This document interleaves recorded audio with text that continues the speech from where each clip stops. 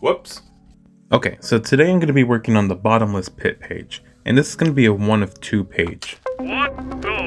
I need someone to explain that scientifically to me, how my paperclip just flew out of my hand. Or it's probably a ghost, honestly. I wouldn't doubt it at this point. Because I'm really glad I caught that on camera, because I feel like no one would believe me otherwise. Anywho, back to this.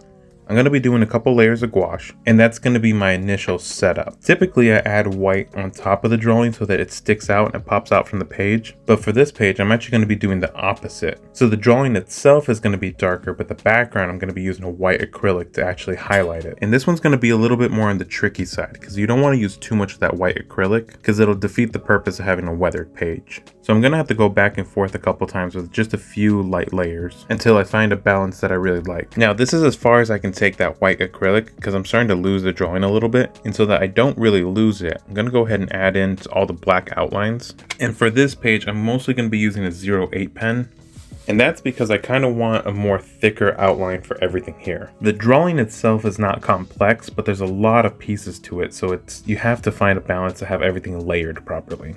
Because you're going to need your foreground, your middle ground, and then your background. And progressively as it goes further back, the drawing needs to lighten up a little bit. And later down, I'll show you a trick about how I'm going to go about doing that. For the trees, because we kind of need these to separate a little bit, I'm going to be using more of a brown wash on this one. And I'm only going to be adding it to one side of the tree and then just kind of spreading that over. For the grass, I'm going to be using more of a yellow tone brown. That way when the two colors dry, they'll be very similar, but there'll still be a distinct difference between the two. And then for the actual pit, we're going to make that the darkest part of the drawing with really strong highlights on top. This will just help bring all the attention to that pit, and then we're going to have to soften up everything else behind it. And then right here, we're going to be adding the final layer of all the distress and weathering to the page, and hopefully this is the last layer we need to do for that. Each time I'm adding a layer of weathering, it does thin out the page just ever so. And you can definitely take advantage of that technique as needed.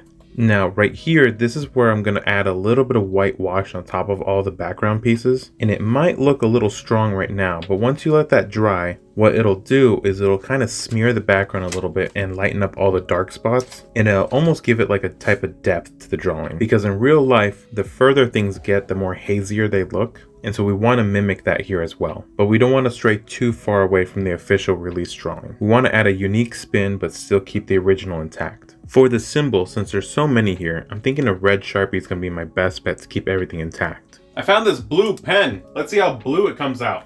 You know, I might need to go get a different blue pen because honestly that doesn't look too much different than the black. Even looking at it in real life, it's kind of hard to tell the difference. Some of the colors get lost through the camera, but I would say unless you had an actual flashlight, they look like the same color. But once I buy a new pen, I can easily fix that. You know, I don't think I actually showed which type of string I used for this. So here's a screenshot of the actual product that I used.